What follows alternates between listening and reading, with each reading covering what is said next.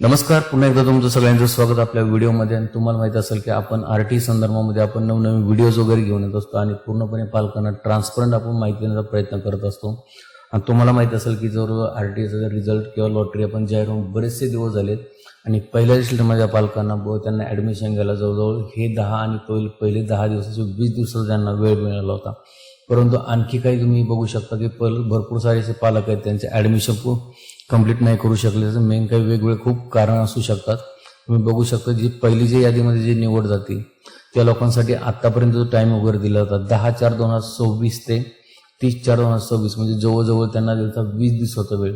पहिल्यांदा 10 दिवसाची डेडलाईन झाली, पण त्यामध्ये काही सरकारी सुट्ट्या असतील किंवा काही समितीच्या चुका असतील किंवा काही तांत्रिक बिघाड असेल, यामुळे पूर्णपणे ॲडमिशन पूर्ण होऊ शकले नाहीत. या कारणास्तव त्यांना आणखी आपण 10 दिवस त्यांनी आपण टाईम वगैरे त्यांना वाढवून दिलेला आहे. जर तुम्ही आता या क्षणी जर तुम्ही बघू शकत असाल की त्यांची वेबसाईटला जे ॲक्च्युअली जे ॲडमिशन वगैरे झालेले आहेत तुम्ही बघू शकता. सिलेक्शन झाले जे जर तुम्ही आतापर्यंत चेक केलं वेबसाईटला की जर सिलेक्शन झाले जे ॲप्लिकेशन होते ते 1,05,811 ॲप्लिकेशन सिलेक्ट वगैरे झालेले होते.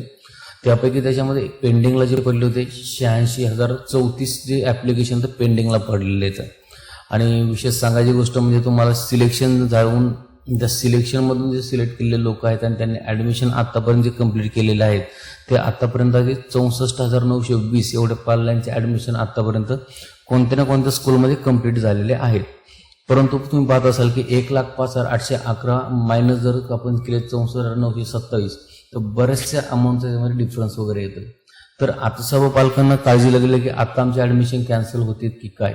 परंतु मला तुम्हाला सांगायला आवडेल आणखी आपल्याकडे 2 दिवस आहे. आपण असं धरून सरू शकतो की आता किती आहे 64,920 एवढे ॲडमिशन आतापर्यंत कन्फर्म झालेले आहेत कोणत्या ना कोणत्या स्कूलमध्ये. परंतु यात असं असू शकतं की बऱ्याचशा पालकांनी काय केलेलं की ॲडमिशनसाठी त्यांनी डॉक्युमेंट वगैरे पूर्णपणे दिले, पण त्याचं स्टेटस आणखी पेंडिंग दिसत आहे.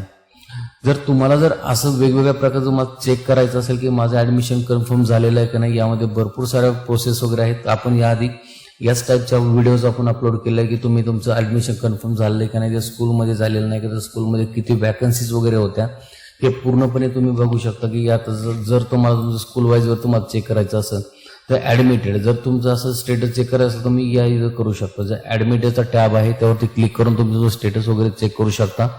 आणि ते झाल्याच्यानंतर जे आहे तुम्हाला जर तुमच्या स्कूल वाईज वगैरे चेक करायचं असेल तर स्कूलमध्ये जर आता तुम्हाला माहीत नसेल की त्याच्यामध्ये जागा किती वगैरे होत्या, वॅकन्सीज वगैरे किती होत्या, आणि जर तुमचा आणखी अर्ज पेंडिंगला असेल किंवा तुम्ही आणखी डॉक्युमेंट द्यायचे असेल किंवा व्हेरीफाय करायचं असेल आणि तुम्हाला माहीत नाही की तुमच्या स्कूलमध्ये जागा वगैरे किती होत्या, तर तुम्ही काय करू शकता, हा जो टॅब आहे list of schools along with approval fee, या टॅबला क्लिक करून तुमच्या स्कूलमध्ये अवेलेबल जागा किती होत्या आणि तुम्ही नंतर चेक करू शकता की त्या जागा किती शिल्लक आहेत आणि किती वॅकन्सीज आहेत, त्यासाठी किती वेटिंग नंबर आहेत हे पूर्ण त्याच्यामध्ये तुम्ही चेक करू शकता. असं वेगवेगळ्या प्रकारचं तुमचं ॲडमिशन तुम्ही कन्फर्म झालं की तुम्ही चेक करू शकता. जर तुम्हाला तुमचं ॲडमिशन जर तुमच्या ॲप्लिकेशनमध्ये जर चेक करायचं असेल तर हा टॅब तुम्ही यूज करू शकता. इथं तुम्ही ॲप्लिकेशन नंबर टाकला तुम्ही स्टेटसला गो करून तुम्ही करू शकता किंवा आपला हा प्रिव्हियस व्हिडिओ तुम्ही बघू शकता. आणि मेन गोष्ट तर आता आहे की तुम्ही जे ॲडमिशन जर पेंडिंगला आहे त्याचं मेन रिझन काय असू शकतं. तुम्हाला तर माहीत असेल की भरपूर साऱ्या पालकांनी काय केलं की ॲग्रीमेंट वगैरे तिथं सबमिट केलं तुम्ही ज्यावेळेस तुम्ही फॉर्म फिलअप करता. परंतु असं काय झालं की ॲग्रीमेंटचं यावेळेस खूप स्ट्रिक्टली त्याचे व्हेरीफाय करत आहेत, कारण भरपूर सारे ॲप्लिकेशन पेंडिंग आहेत आणि भरपूर ॲप्लिकेशन असं पेंडिंगला आहेत. आणि शिक्षण विभागाचं पण असं म्हणणं आहे की गरजू व्यक्तीनंच प्रवेश भेटणं गरजेचं आहे, कारण ज्या लोकांनी चुका केल्या त्यांचा प्रवेश शक्यतो ते नाकारत आहेत, कारण थोड्या थोड्या चुकांवरती सुद्धा ते प्रवेश तुमचं कॅन्सल करत आहेत किंवा तुमचे रिजेक्ट करत आहेत फॉर्म.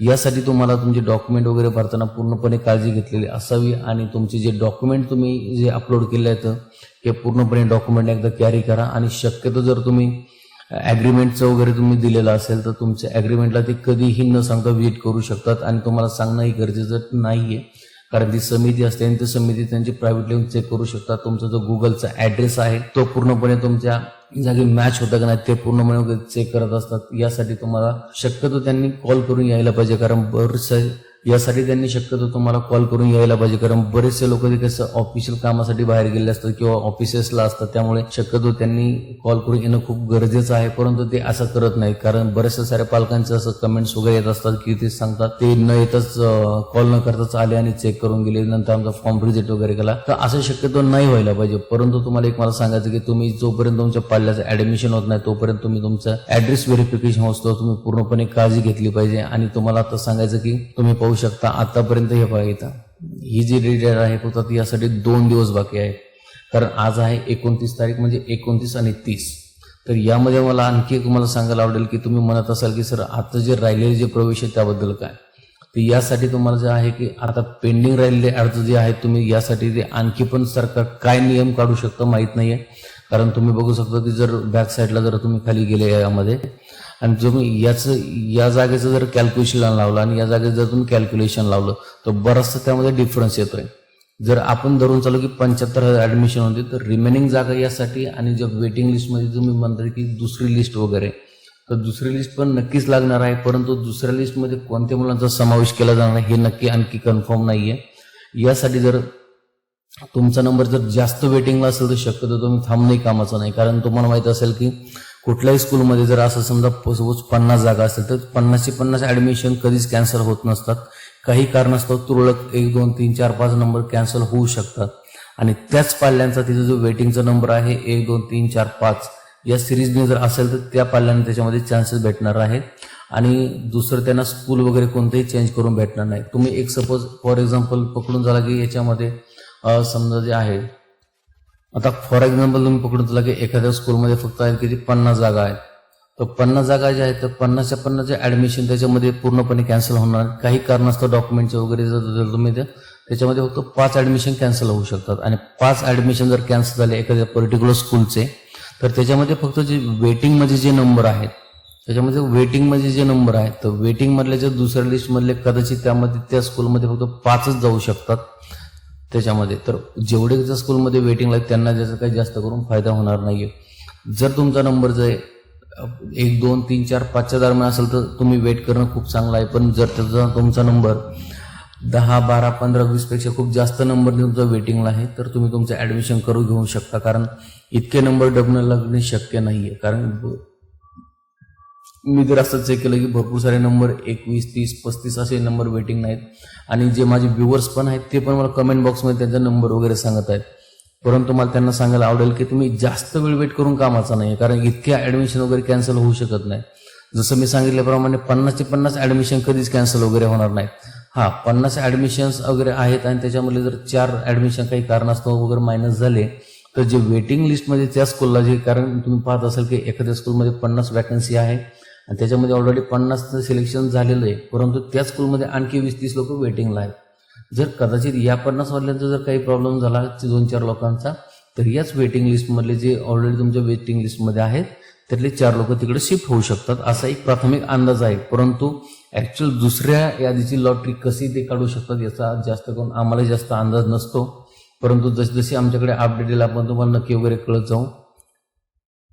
जर तुम्हाला आरटी संदर्भामध्ये आणखी काही माहिती हवी असेल तर आपल्या कमेंट बॉक्समध्ये नक्की विचारू शकता. आम्ही नक्की तुमच्या कमेंटला रिप्लाय करण्याचा प्रयत्न करतो. आणि आतापर्यंत जेवढे आपल्या व्ह्युअर्सनी कमेंट्स वगैरे केला आपण पूर्णपणे त्यांना रिप्लाय करण्याचा प्रयत्न केलेला आहे. परंतु काही कारणास्तव आपण जर नाही रिप्लाय देऊ शकलो तर आपण त्यावरती नक्की तुमचं कमेंट आपण रीड करून त्यावरती व्हिडिओज वगैरे आपण बनवून घेत असतो. तर त्यासाठी नक्की चॅनलला लाईक करा, शेअर करा आणि सबस्क्राईब करायला विसरू नका. धन्यवाद.